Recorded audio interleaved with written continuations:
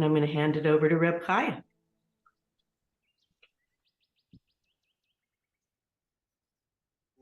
Welcome, everybody. It's good to see everybody. I got that, Simcha. So we're going to do a check-in, and then we'll hear from Carl. But I also wanted to say that we're going to be starting next week a new program. I was talking with Lisa that we have such an incredible amount of talent in this organization that we need to tap into. And so starting next week, we're going to be offering trainings to not just RPA. 2 weeks. Oh, 2 weeks. It seems like next week. 2 weeks, and then in August, and then beyond. Right. So starting June 4th. How's that? I'm going to kick this off with a discussion of conflict resolution. In July, we'll have Kala. August, Dee Herman will be doing a training on self-care. In September, Shandel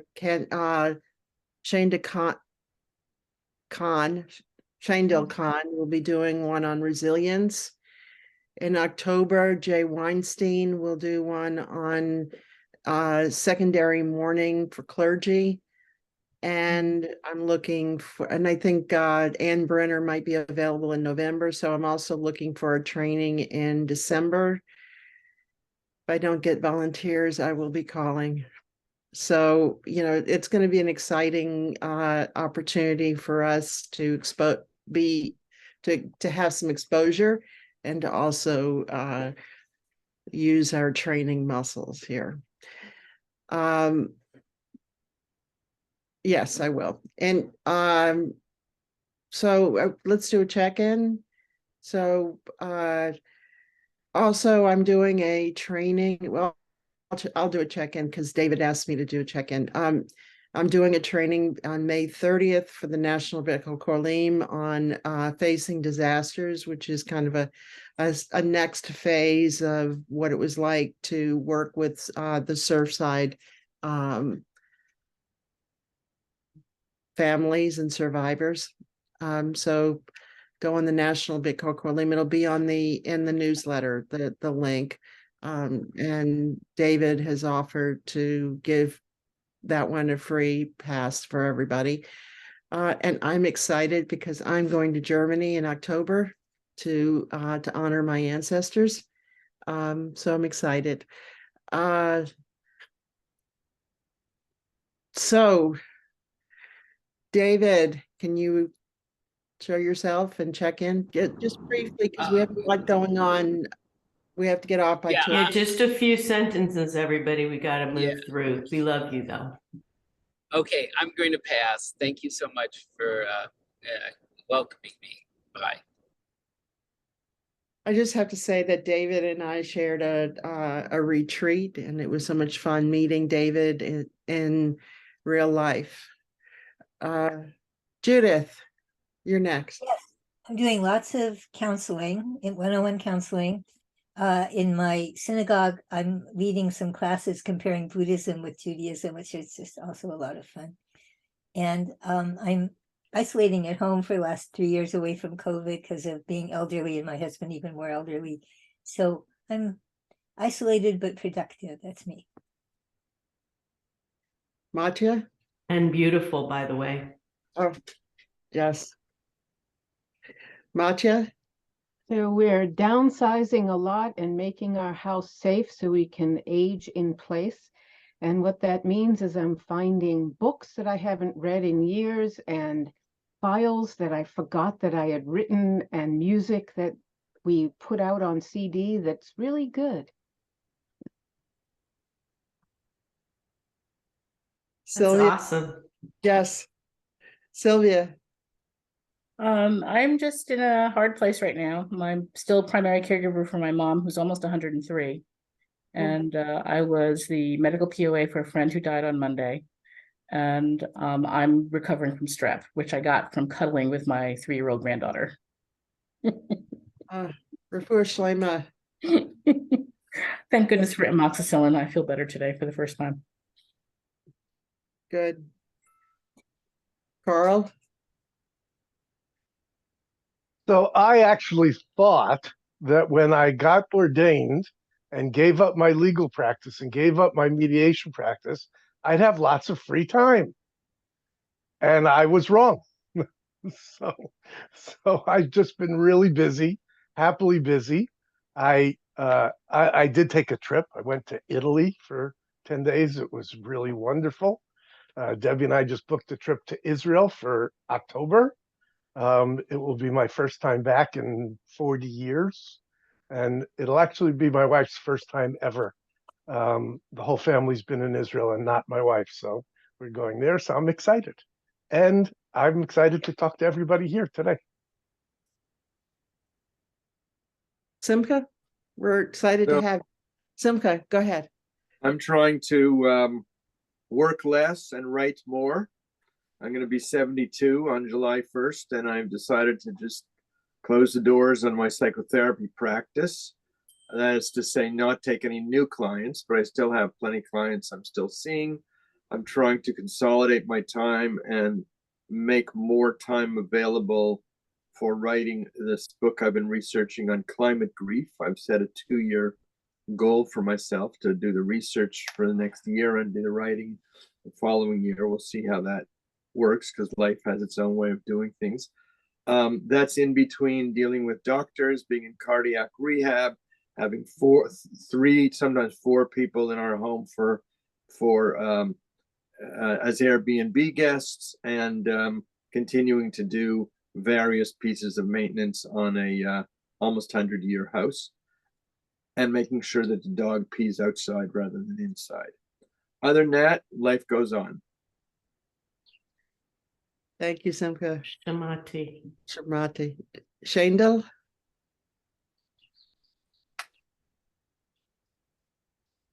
Hello, I'm not sure you could hear me. I am driving, so I'll be very brief. I just moved and settling into our new home in Pelican Cove in Sarasota, and feels good to be here. Thank you. It's good to have you. So glad you made it, and that you're starting your new life. I've got an amazing thing going out in the garden today, and it's gorgeous, and it rained yesterday, so I was out weeding and harvesting our first big spring harvest. Other than that, I'm super, super busy and doing a lot of embodiment trainings, yoga, prayer, wisdom school, that kind of thing, and loving all that work, as well as I've got a new recording coming out in June, and just working with my congregation in York, loving that too. So things are going very, very well, and busy, happily busy. I love that phrase, happily busy, because I'm retired too. Just crazy. Just want to remind everybody to sign up for the Aleph Kala if you haven't already. Simcha is teaching. I'm teaching some yoga. Carl, you'll be there recruiting. I know that. And there's going to be opportunities for the RPs to gather so that we can bring in new people. And there's about 250 people registered. There's going to be wonderful offerings. And if you need assistance, there's assistance available. So I encourage you to register, even if you think that you don't have the resources. We want you to come. Dibarti. Shamati. So we're going to turn it over to Carl, Rabbinic Pastor Carl Viniar. So let me start by saying that I discovered last week or 2 weeks ago while visiting Simcha that he's much older than I am, because I don't turn 72 until July 14th, and he turned 72 in the beginning of July. So that was And I'm a July baby too, so we can all celebrate together. Yeah. I'm a So July baby too. I'm honored to share my birthday with you. So am I. July- I think that was all from the days when well, at least I know with my parents wanted their babies to happen then in the summertime, so that if my mom, who had been a teacher, decided to go back to work, she could have her babies during the summer. Of course, she never went back to work, so it didn't really matter. But in any case, so I want to start my little talk here with a disclaimer. People have been coming to me and saying, and even in the original email that went out, that I've taken the reins. Someone asked me, now that I'm the director of the program, the RP program has not had a director technically, since Shulamit left. We've had DASs, but we have not had a director. I am now one of the DAS team, I guess that's the plural, having taken over the students that Tavona had. And we're not sure yet because Dee, I don't know whether you all know this, but Dee has also sent in that she will be completing as a DAS in June. And depending on what happens, June or July, whenever the term ends. And we have to figure out what to do about those other students as well. But as a disclaimer, I'm saying this is not, what I'm going to tell you is what I think I'd like to see happen, not what the director of the program is going to make happen. And that doesn't mean I don't have a really big mouth and that I haven't been saying these things to the dean. I met with Natan, the dean of faculty, the other day to go over things with him as well. And we are looking to make some changes and the other thing is my comments are not meant to offend anyone who is an RP like me, who loves and loved the program and who is committed to doing what he or she wants to do. But what I talked about with Natan this week was shifting first of all, acknowledging that the RP program, simply as a name, rabbinic pastor, does not work in 2023 America. No offense to Reb Zalman. He had a great idea about having different ways of being ordained and different things that you were going to deal with. But rabbinic pastor doesn't mean anything. It has not meant anything. No one's accepted it. It's not particularly accepted in the world. And I can't tell you in the years that I've been involved, how many people have asked me if I'm involved with Jews for Jesus, because I tell them I'm a rabbinic pastor. And pastor is usually defined in this country as the leader of a Christian congregation. And that's part of the issue. So I have talked about the fact, and I've talked with the dean, and that what I would like to see is a program that ordains pastoral rabbis, not rabbinic pastors. Now, we have to be careful about it because our new dean, who was dean for 6 months, proposed something rather similarly, but he just didn't quite get accepted in what he was saying. But I would like to see the rabbinic pastor program divided virtually into two pieces, one that would be a pastoral rabbinic track and one that would be a pure chaplaincy track. That is for people that have no interest in being rabbis and want to be hospital chaplains, want to be hospice chaplains, just want to do chaplaincy. The other day, Aleph got an email from an unsolicited email asking if we have any kind of certification program for hospice chaplains, because the woman was a hospice nurse who wanted to go into chaplaincy because she said the hospice where she's working is crying out for chaplains, but she needed some sort of certification to get that and wondered if Aleph could help her. So there is the idea that we do need to have a track for people who just plain and simple want to be chaplains, but also a track for people who want to be what I'll call pastoral rabbis. There's not very much that we in the current RP program are trained to do that. There's not very much the rabbis are trained to do that we're not trained to do. The argument has always been about things like our lack of Talmud, our lack of Hebrew, and I did a little, and our doing so much less work than the rabbinical students do. And I've really just gone out after that one.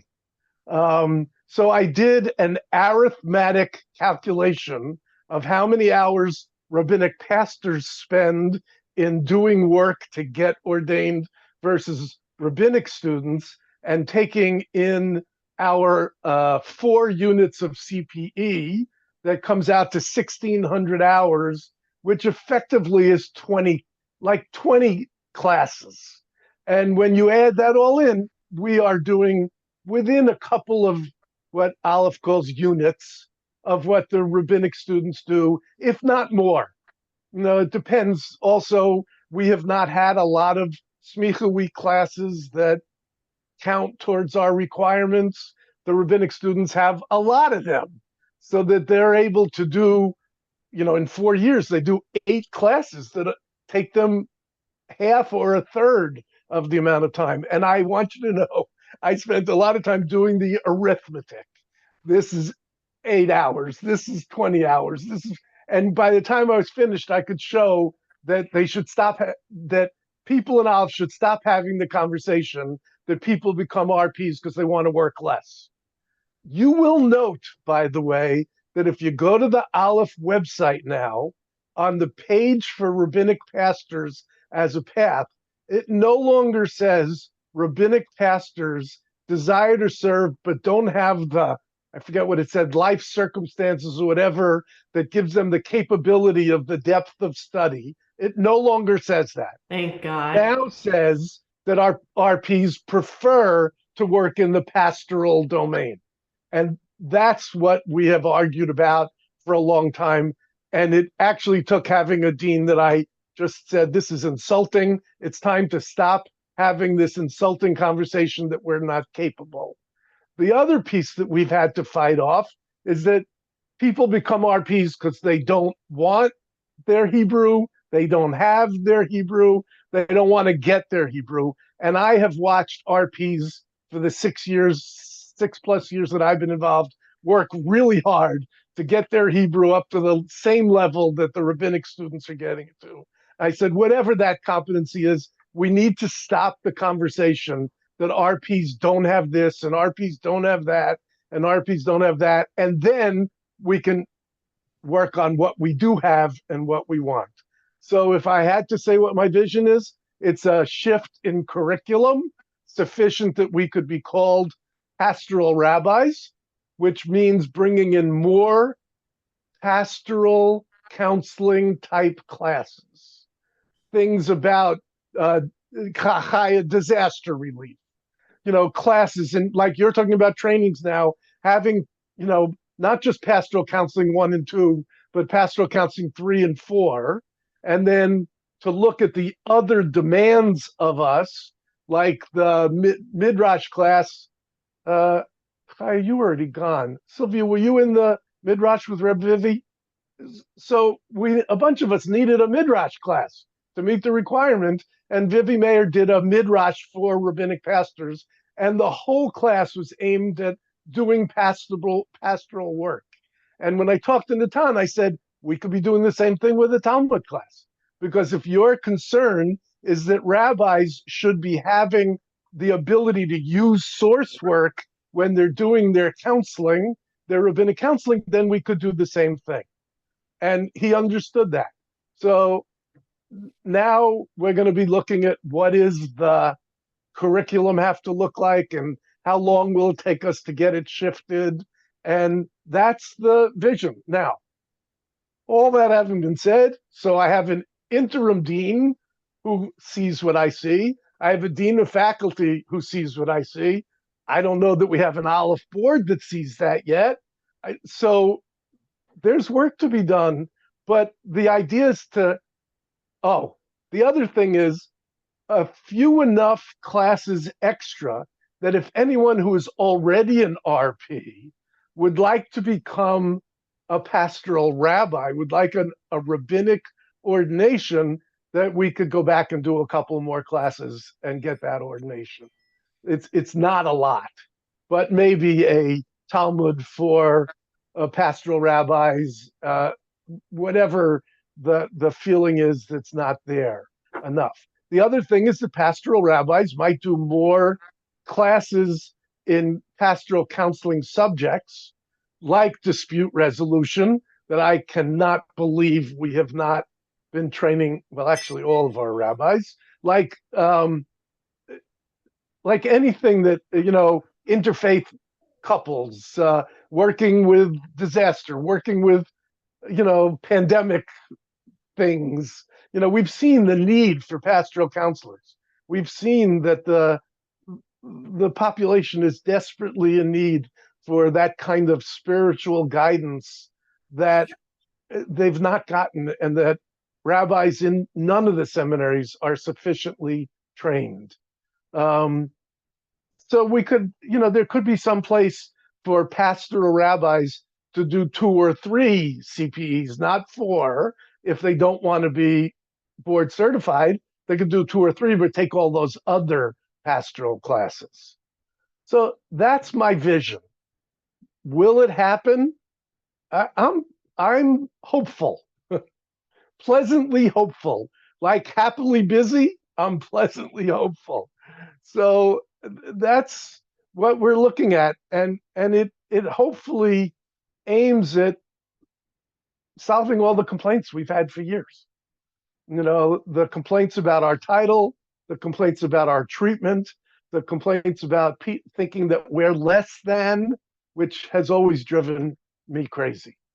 It also means that if you want to be in the pastoral rabbinic program rather than what was the rabbinic pastor, that when you go into a class and there's an assignment to read something or prepare something in Hebrew, that the teacher won't say, the rabbinic students have to do this, the rabbinic pastor students do the best you can.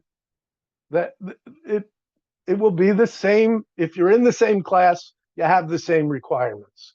And that would be different if you're in a straight chaplaincy program. It would be a shorter program. It would have the whatever number of CPEs is decided, but then you would end up with either certification or ordination, whatever word you want to use, as a Jewish chaplain for those people that then want to be chaplains.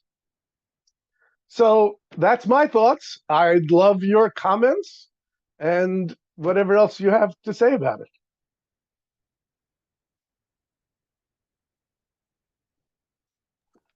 Carl, when you left, what was it, about 2 weeks ago? Yes. I was just so inspired by your vision of creating a program for pastoral rabbis. It's like, oh yeah, how come no one thought of that? Because I sort of got grandfathered in, because I got my smicha as a rabbinic pastor from Reb Zalman in 1990, long before the program. I didn't have to do 4 units CP. I've been a pastoral rabbi for many years, in a way. I've been sort of the scholar chaplain pastoral rabbi, or the scholar pastoral rabbi. So kol hakavod, and we're going to get together in a couple of weeks if I can be of help. And I have a couple of thoughts about teaching people about end of life issues. So maybe we can pick up and continue that conversation. And if I slip out, it's not just to take the dog out to pee.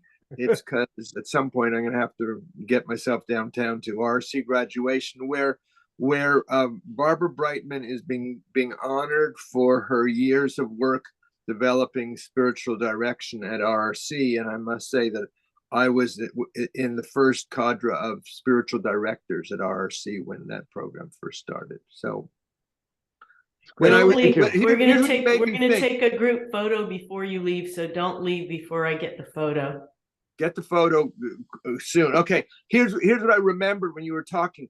When I was in first grade, all of the desks were on slats. I don't know, you remember those kind of desks? Some of you remember that. And I was such a troublemaker that they brought in another desk and put me in the corner, because I had finished my reader within a week. I went through the whole, I don't know where I learned how to read, but I read the whole thing. So in a way, I've been out of the box all along. So thank you for giving me permission to have my out of the box be kosher. You're kosher, Simcha. Sylvia.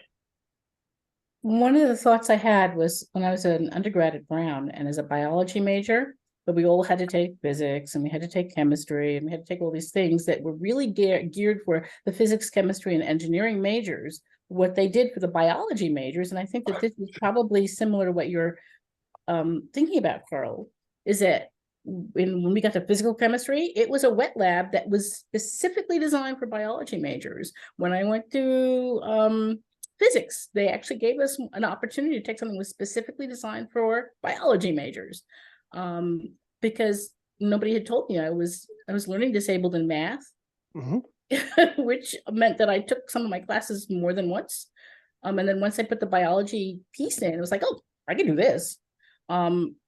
So I think that is really a superb idea, and there are other models for doing that in other institutions of learning, higher learning, Yeah, Sylvia, it's funny that you say that. I started college as an engineer. Actually, my major was engineering physics at Cornell, and I didn't like it. So I went to the dean and said, I want to transfer into the arts college. And he said, what's the problem? I said, chemistry. I hate the chemistry class. It's got an 8 a.m. lab on Saturday. You know, it was 8 a.m. Tuesday, Thursday, and Saturday. And he said, I'll make an exception for you, Carl. There's a class in the arts college that we refer to as chemistry for poets. And you can take that chemistry class instead of the chemistry for engineers. And that's what it was called, chemistry for poets. It was chemistry for people that had no interest in chemistry, but were able to use it in other places. And that's what you're talking about. And that is indeed what I'm talking about. So thanks. Lisa.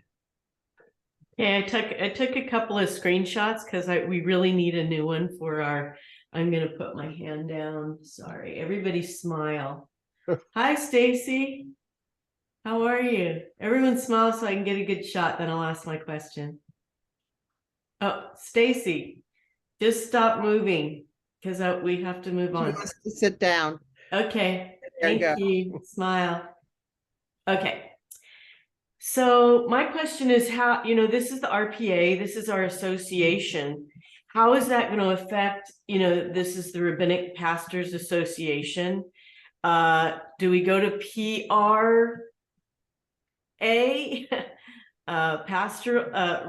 Pastoral Rabbinic Association. I mean, how's that going to affect us, and what can we do to support your vision, which I think all of us, I love it. I worked for 25 years to get the cantor's ordination so that we were equal. I've been in this dogfight before, and it's always a little bit one step forward, two steps back, and then you have to get the whole thing on board. And then, there's lots of changes that happen. And I was grandfathered in, and I got my ordination as a cantor 20 years after I was invested. So, I think we can do it. And I think you're the right person to get us there, but how can we help you? Well, there's two questions we ask. First of all, what's the impact on current RPs? And not just the RPA, but all the RPs. And, it is one of my concerns, because you will have, if you move the incoming people, the new people, and they move over to become either pastoral rabbis or cantors, then you have this fixed group of RPs that are kind of in no man's land because they're not getting the new ordination unless they want to take some more classes at all. So there will never be any more if the program's not there, because there is no place else that people go to be RPs. So that is a concern that I haven't quite figured out, other than to say, if any of the RPs want to become pastoral rabbis, we will have a way to do that, with the taking of a couple of classes. I'm thinking that the rabbinic pastors who are now rabbinic pastors have a wealth of experience that they will bring, and that's their bona fides.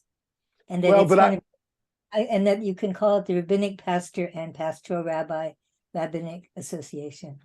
That's my thought. Yeah, and there is also this thought that if you have pastoral rabbis, then if somehow we grandfather in with some little thing that has to get done, and we manage to get all of the RPs to become pastoral rabbis, I don't know that it becomes a separate association. It becomes a part of Ohala now that we have thought about.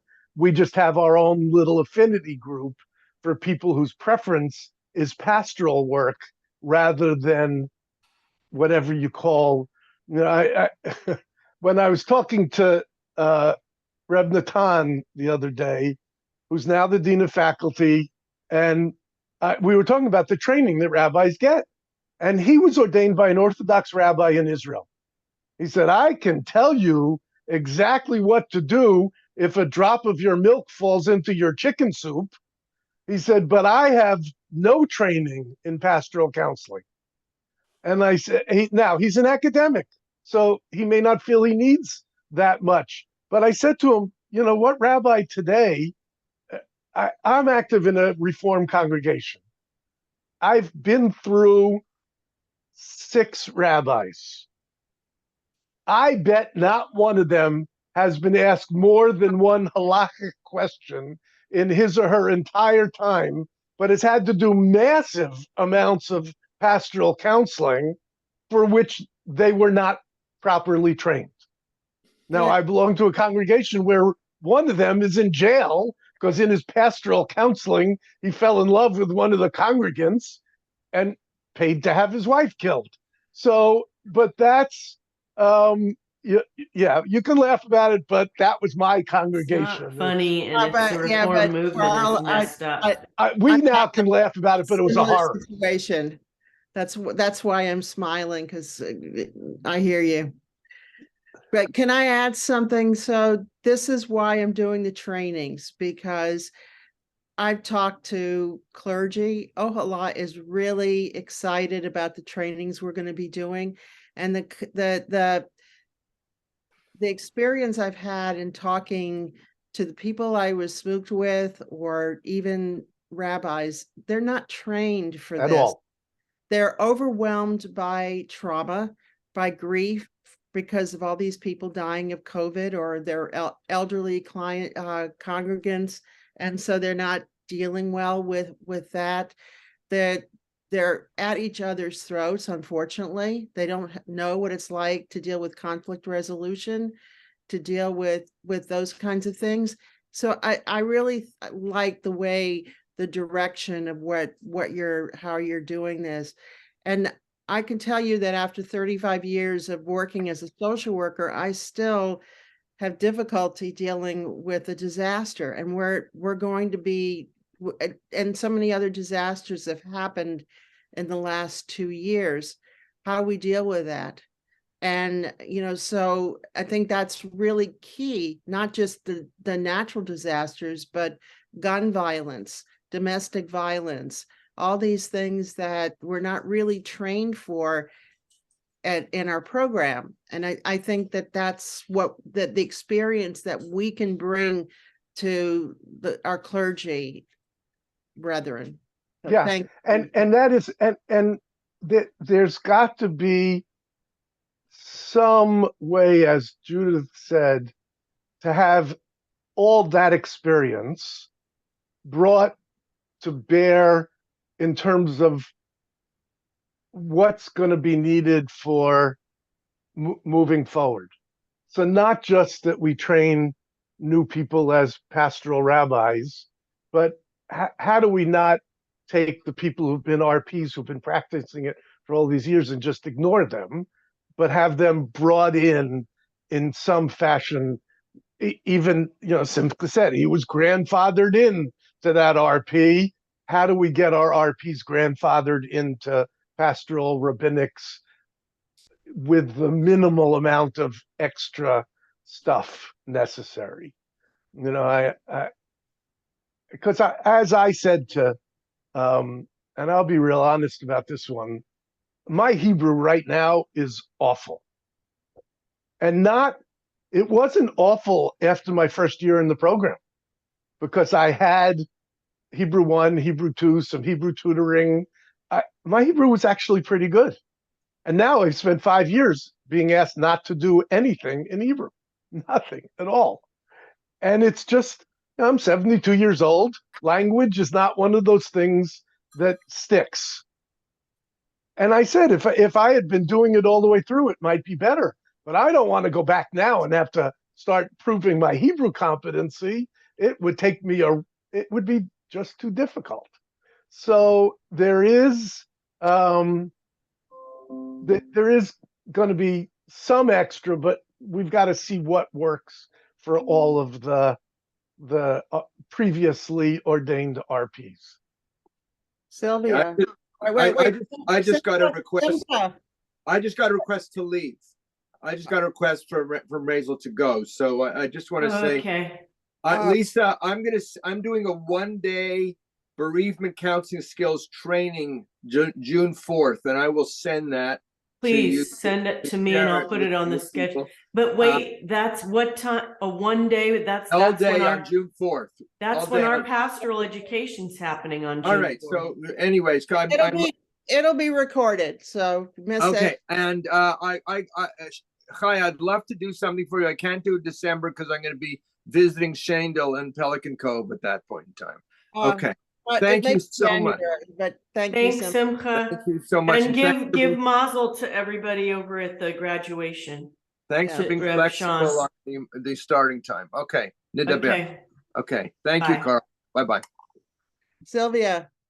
I'm wearing 2 hats at the moment. One is a psychiatrist and one is a student. And my thoughts are, one, I think having been trained and been active as a psychiatrist up until a couple of years ago, none of us, or very few of us, even though I work for the military where there's lots and lots of trauma, actually had all of the tools that we now need today between the pandemic, between the shootings, between all of the trauma that we were all experiencing literally worldwide.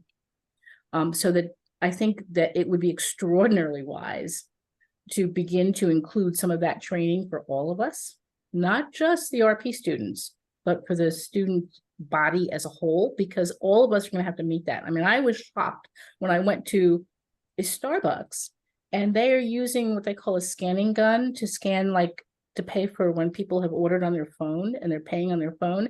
And I'm behind 2 cars and out comes this hand with something that looks like a handgun out of the window, and that's all I can see. And I can tell you, my physiology went, oh my God, I need to get out of here. Oh! But of course you're in a line, you can't go anywhere. And I finally realized, oh, it's a scanning gun. But that did not slow down my heart rate.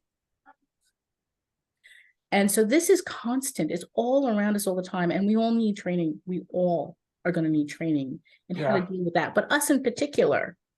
And so I think that the idea of adding classes in that, Carl, is just amazingly important. I was trained in trauma. I'm trained in attachment. I'm trained in all kinds of stuff. But I know that part of my training is now behind in terms of what's going on. And what I did not get training in, and most of us don't have training in, is how do you deal with when you have trauma? And now you're having to work with others who have been traumatized, and sometimes that overlaps with your own trauma. And that's a really, really tough area, which all of us are going to have to meet. You know, that was my colleague at Fort Hood who became a mass murderer. And it still reverberates in my life now. And I know it. And it doesn't matter that I've been through therapy and I've done this, and I know that I still have some PTSD left over from that. Thank you very much. But it's not everywhere, but I have to be careful about where I'm treading as a result. Yeah. Wait, Carl, can I just make a point? I'd forgotten that Ellen Weaver is going to be addressing that, using a certain technique that we'll be able to put in our toolbox to deal with that issue. That's in November. Okay, yes. But the point is, it needs to be as part of our training students. Yeah, right. we need this is one of those things that the world is starting to accept, but the administration of the academic institutions and most of the seminaries have just not yet come around to. That the need for that kind of training, for trauma training, for disaster training, for I can give you the whole list. I had a whole list of things that I wrote down that I thought we needed to add in as far as training goes. We just haven't come around to it. Although I will admit, one of the yeshivas in New York, because as I was researching this, I found an article from them that YCT, the Yeshivat Chovevei Torah in New York City, they have, for all of their rabbis, 4 years of pastoral education. Every year that they're there, they're doing some kind of pastoral training, and it's really quite extensive because they have come to grips with, we can't just give pastoral counseling 1 and 2, and part of it's clinical.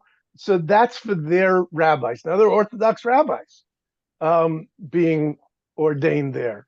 So some places are starting to see it, and yeah, we just need more. It's what the world needs.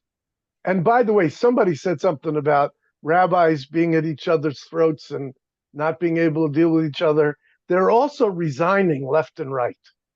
There's a shortage of rabbis. The seminaries are not getting enough people.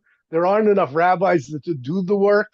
And for the first time, we're seeing rabbis that just can't take it anymore. So at the end of this pandemic, there was mass resignations. So Gotcha. I put my hand up, and Sylvia addressed some of what I was going to say about trauma. I was ordained in 2011, and I was doing pastoral counseling work long before I even went into the program. So I don't know what the program is like now, but when I was in the program, we did have trauma training. We had a pastoral counseling intensive that addressed that, but I'm sure what I was taught then has been updated since. So it would be good to know what's current now with what to do. I also I have studied Talmud. I have to say that in all the years I've been doing pastoral work, I have not had to draw on that very much. Midrash, yes, but not much with Talmud, except for mikvah. That comes up all the time because that's relevant to people. I also worked with an Orthodox rabbi, an Orthodox Rebbitzin, and she said that when certain things like kashrut and nida come up for questions for her husband, he comes to her because he doesn't know about it. So he needs to know what the nitty-gritty is on those, and she's the one who has the practical way of dealing with it. So I love Talmud. I study it with my study partner, but I study it because I love it, not because I need it. It doesn't come up that often. Midrash, yes, and of course those beautiful stories about healing each other with the rabbis. But other than that, just putting my 2 cents in about what do we need for Talmud. yeah, Matcha, I so agree with you. So I'm gonna say this in a political way rather than anything else. There are things that we're gonna have to put into the curriculum that I don't think personally are particularly necessary, but in order to be ordained as rabbis, the powers that be need to see that because they think that's what rabbis have.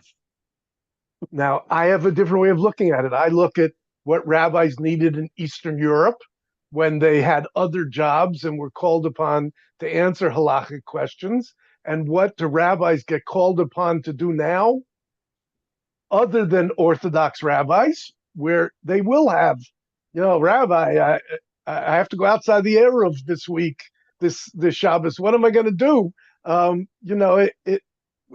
Most of our community doesn't have that.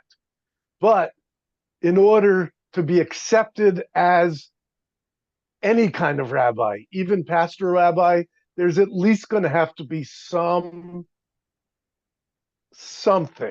I don't think we're going to need, right now, the rabbinic program requires a lot of halakha classes and a lot of Talmud classes. And even with when talking to Natan, he doesn't even think that much is necessary for their rabbinical program. He thinks it's too much. So, yeah. I'm thinking that the teacher of Talmud to rabbinic pastors, or the other thing you said, would have to justify what parts of Talmud will be relevant for the work we do. Yeah. And just to be able to look at it and see, one of the arguments that we're going to end up having that I can already see coming is in the rabbinic program, they're looking to increase the amount of actually the type of Hebrew. So they do biblical Hebrew, they're looking to add in rabbinic Hebrew so that the rabbinic students can read Talmud, can read Mishnah and Gemara in the original. And I'm not sure that's really all that necessary. I do acknowledge that reading it in the original allows you not to get someone else's interpretation. But I'm okay getting 2 or 3 people's interpretation and then looking up a word, not having to do it. But that's going to be a fight. And I'm trained in conflict resolution, so we'll hopefully not have it be too big a fight. The Talmud is full of conflict, right? I mean, the rabbis argue with each other hundreds of years later, and it's resolved, Yeah. But just to say this about Talmud, I've used a couple of Talmud verses in trauma work. So it's not completely void of the work that we do. So, I think it's relevant. There's some of the verses, some of the passages that can be relevant to pastoral work. Absolutely. So whoever teaches it would have to look that way. When Reb Vivi taught that class on Midrash, she found the pieces that she wanted to use that would be relevant to pastoral work. You should know, I had a requirement to take the Jewish philosophy and theology class in order to get smicha. And I signed up for the class. There was a new teacher teaching it. And at the end of the first day, I thought I was going to shoot myself. They were talking about Heidegger and, Kant. And the only thing I knew was the names. And the students in the class were so advanced in it, and I could not follow what they were talking about. The last time I had taken a philosophy class was Introduction to Philosophy that I took in 1969. It's really been a long time since then, and I couldn't follow it. So we went and asked if we could find an independent study, and I found a rabbi who gave us Jewish philosophy and theology for pastoral work. And every reading he gave us, if it was Buber, if it was whoever else we were reading, was always ended with how do you think this would come up and how would you use this? So it was not just the study of the philosophy and theology, it was a practical conversation of how would you use this. You can do the same thing for Talmud. There's no reason that there aren't parts of Talmud that would be truly applicable. But I also think that from what the rabbis think it means to be a rabbi now, there has to just be some kind of familiarity with Talmud, because that's what rabbis have always had in the past. That's the tide of the past. I don't think it has to be 2 classes. I think it has to be half a class. But that's part of working out the curriculum. Right, you'll be negotiating that, and hopefully Yes. we will get to a good place where we can, I can safely say that working in a congregation, I am called upon to teach all of these subjects. And in order to teach, you must know something about them. I end up doing a lot of research, which is fine. I'm also teaching Hebrew, and teaching helps me learn it. So I just keep fresh by teaching and doing research. And That's really what I do. And I think Laura Kaplan Dewin was my teacher for philosophy and theology, and she was amazing. I still remember everything she taught me. And I think it's just a matter of what teacher you have, what they're doing and how they do it. Maybe it was just an unlucky thing. And then there were classes that I thought that I took in this MECA program that I thought, this is ridiculous. I mean, there were really things like that I thought, what is going on here? And not because I didn't understand, because it was just totally a waste of time. I mean, why would anyone need to take, and I'm not going to say who it was, but it just wasn't beneficial. And Lisa, on the other hand, the first MECA week I went to, I took the Job class with Reb Leila, and it altered my life. Yeah, I had never studied Job before. But, just trying to figure out how you answer that unanswerable question. What Exactly. absolutely, say that again? I said it comes up all the time. I had all the time. Initials JB, and I wrote to Reb Leila and said, I think Job was in my office. I really, and I what a brilliant Tanakh class for pastoral work. If nothing else, the three friends, did they do a good job? It's great. You're brilliant. That's brilliant. And I love that idea of bringing that in. Yeah.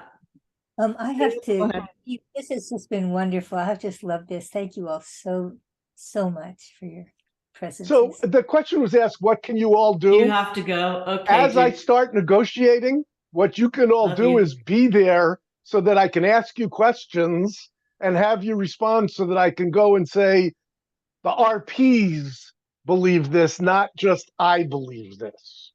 That's the most important thing. Can't speak for everybody, but I'm here for you, Carl. Thank you. I'm with you 100%. Anything that we can do to help, we're here, and we'll be at all of Kala, and hopefully we'll have some time to just schmooze and raise our visibility in a good way. And show that we have as much to offer as any of the rabbinic ordinaries have. It's just a different preference in where we want to emphasize things. That is what we've argued for. And that's why I hope these trainings will raise our visibility with the entire organization. With Ohala, which is important. And we have to talk about how our relationship with Ohala will change too, because we're still we're not members of Ohala. We're just an adjunct to them, which has always been a sort of a thorn in my side that I don't like, but eventually, hopefully that will all take care of itself as well. Yeah. I think our time is finished, dear friends. Stacy, you have one thing. I'm sorry. I've got an emergency situation where the apartment above my garage had a leak, and it all went into my garage, and so I was trying to get the management to come over, and they're going to be coming over, but so I missed everything, but or most of it, but it sounds like things are changing for the RPA, and I'll listen to the recording if you send that out. I will send the recording out.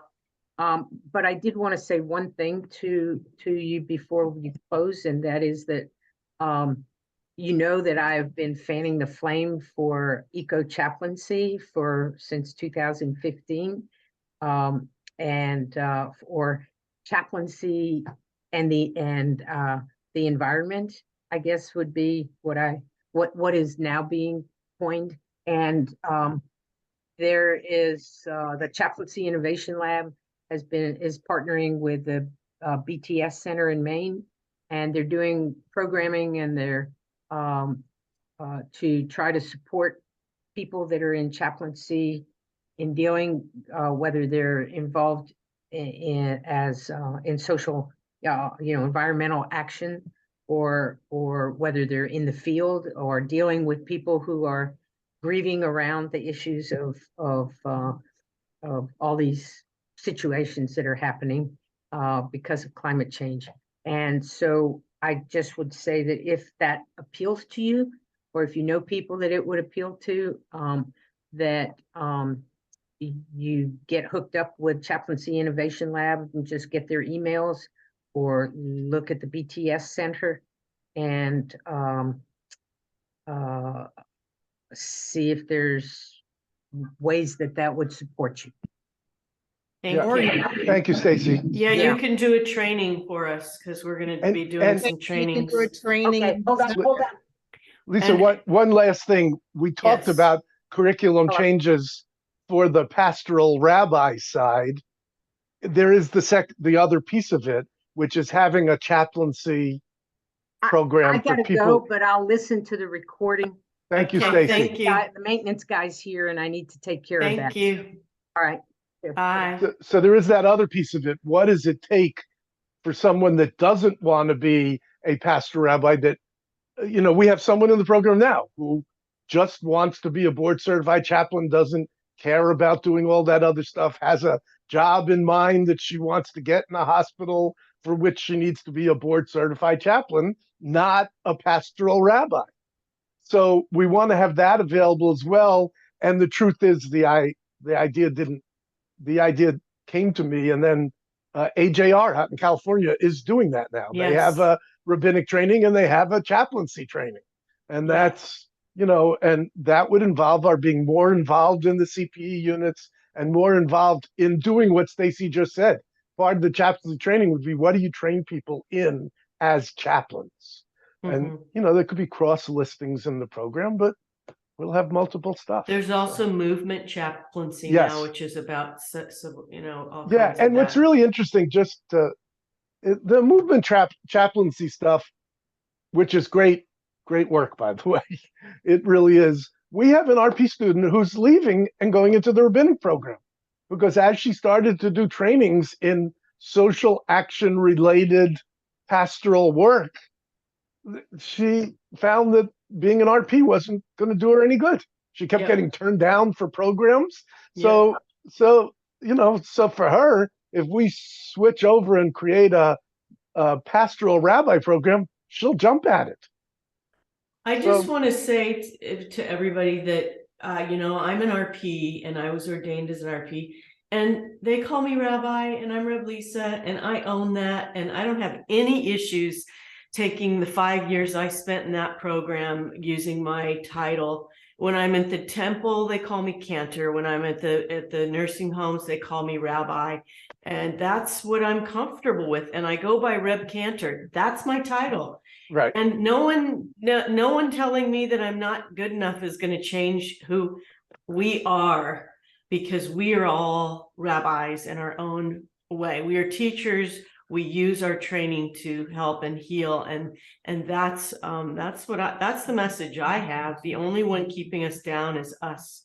Yeah, I will say, Lisa, that I just the first Pesach I went to my family Seder after Smicha, one of the people there, one of our friends, was asking me about what rabbinic pastor means, and I tried explaining it, and he said, "I don't give a shit. I'm calling you rabbi whether you like it or not." And that was Yay.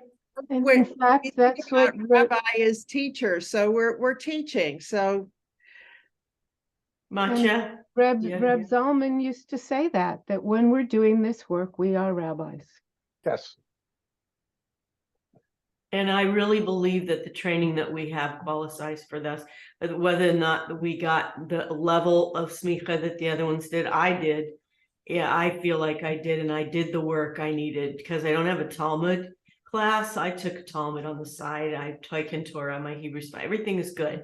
I just believe that our training is for our calling, and we are all called to a higher place, and we do our jobs very well. And I just want to bless you, Carl, on your journey, because I know it's going to take a lot of koach and perseverance and support, and we're going to be there for the students and as patience. well as each other, and patience, and also not only patience, but rachmanis, compassion, because the people who are trying to keep change from happening have a lot of fear around that. And so we have to be understanding of their fear. And can I just tweak something that I said because it's being recorded?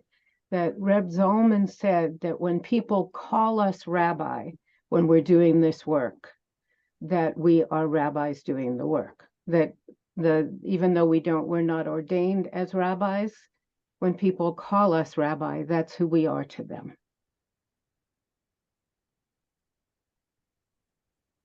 Well, may it be so. May it be so. May we Thanks, make these changes leat leat and with lots of love. And Thank you. Thank you so much. And you will have to keep reminding me to have patience, because that's not my strong suit.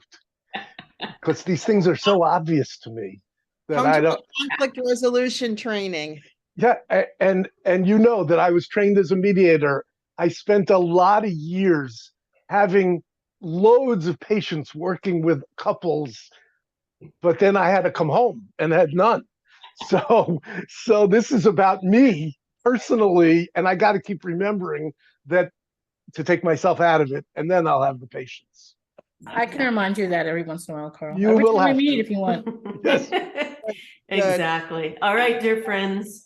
We'll have to say shalom lehitraot, and we'll see everybody in 2 weeks. Are we keeping the 1 o'clock time, Kaya? Yes. Okay, it's Yes, going to be like at 1, Samantha said. and I'll send out an email. Hope to see some folks there. Great. Thanks Thanks, again. Samantha. Take care. Awesome. Bye-bye.